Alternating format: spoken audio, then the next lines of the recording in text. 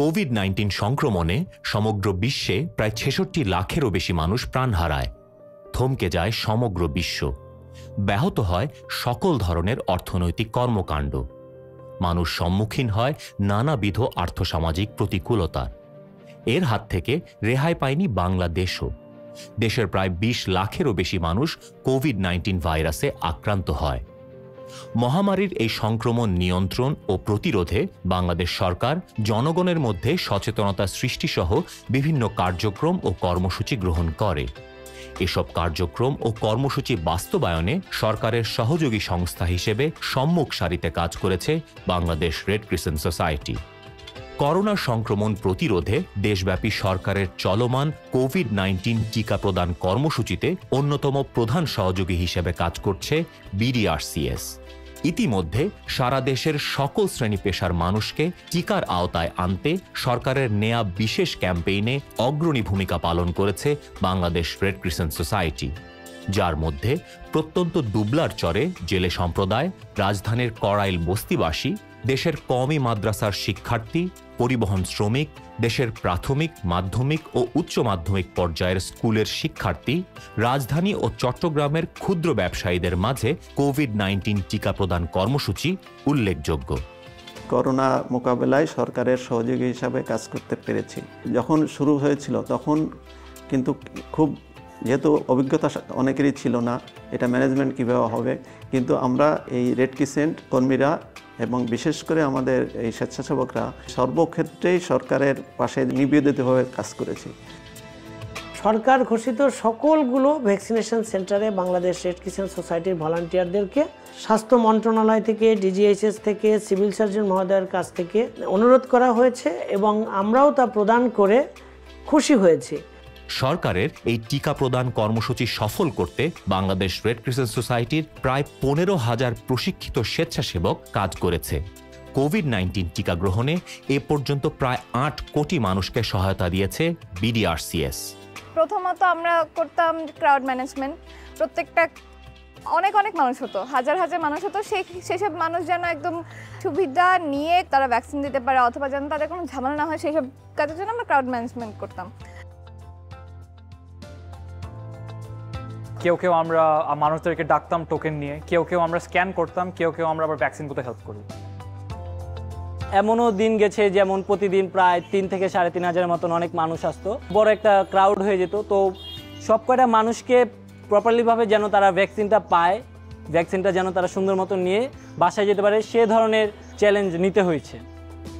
প্রথমে তো আমরা বয়স্কদের জন্য ভ্যাকসিন দিয়েছি, এখন আমরা বাচ্চাদের টিকা দিয়েছি, যেটা আমাদের 25 আগস্ট থেকে শুরু হয়েছে। যেহেতু বাচ্চা, ওদের হ্যান্ডেল করা অনেকটা ডিফিকাল্ট।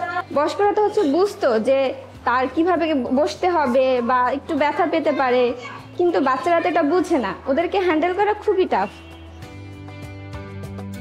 একটা ক্লায়েন্ট আসার পরে তাকে দিক নির্দেশনা দেওয়া, কোথায় যাবে, কিভাবে করবে, তারপরে আপনার টিকা কার্ডটা কিভাবে কমপ্লিট করবে এবং ভ্যাকসিনের বুথ কোন দিকে, সব কিছুই ওরা দেখাই দিছে এবং আমরা আমাদের এখানে আসার পরে ওইভাবে ম্যানেজ করে আমরা টিকাটা দিয়েছি। এই কোভিড সিচুয়েশনে সমস্ত ঝুঁকি তারা উপেক্ষা করেও আমাদের সাথে সহযোগিতা করছে এবং ওতপ্রোতভাবে জড়িত ছিল।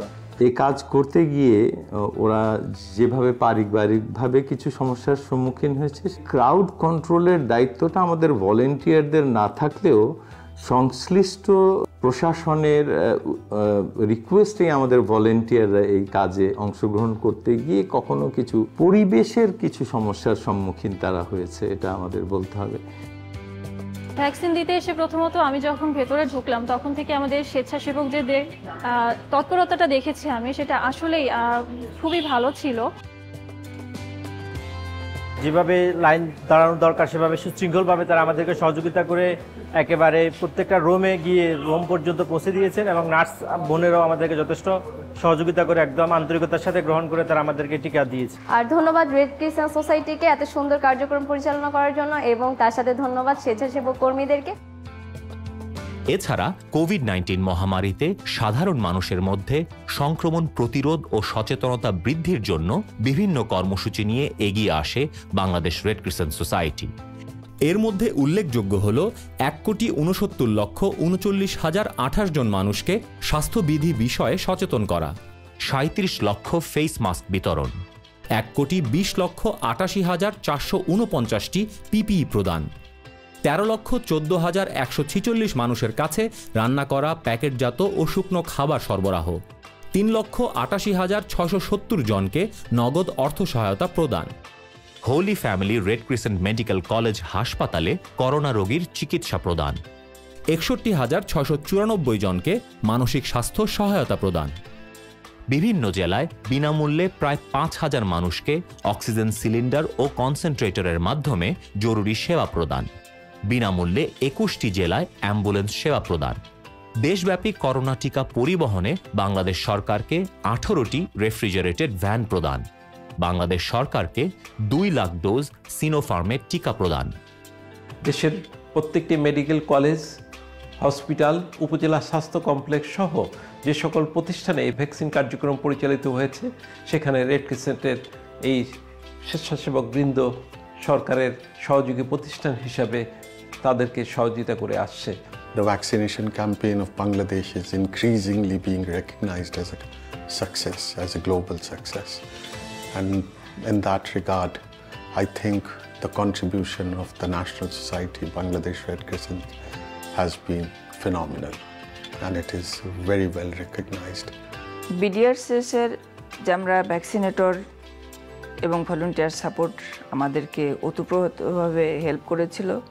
তাদের মধ্যে বস্তিবাসী এবং দোকানের কর্মচারী, তাছাড়াও তারা কওমি মাদ্রাসাতে এবং পরিবহন শ্রমিকদের ভ্যাকসিনেট করা, সেই কাজটাও BDRCS আমাদেরকে হেল্প করেছে।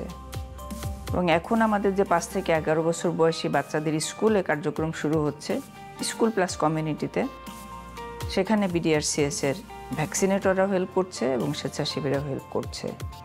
বাংলাদেশ রেড ক্রিসেন্ট সোসাইটি যে কোনো দুর্যোগে বিপন্ন মানুষের সহায়তায় দৃঢ় অঙ্গীকারবদ্ধ। আমরা মানবতার শক্তিতে বিশ্বাস রাখি। যে কোনো জরুরি পরিস্থিতিতে আমরা সর্বদা প্রস্তুত। বিপন্ন মানুষের পাশে দাঁড়াতে রেড ক্রিসেন্টকে সহযোগিতা করুন।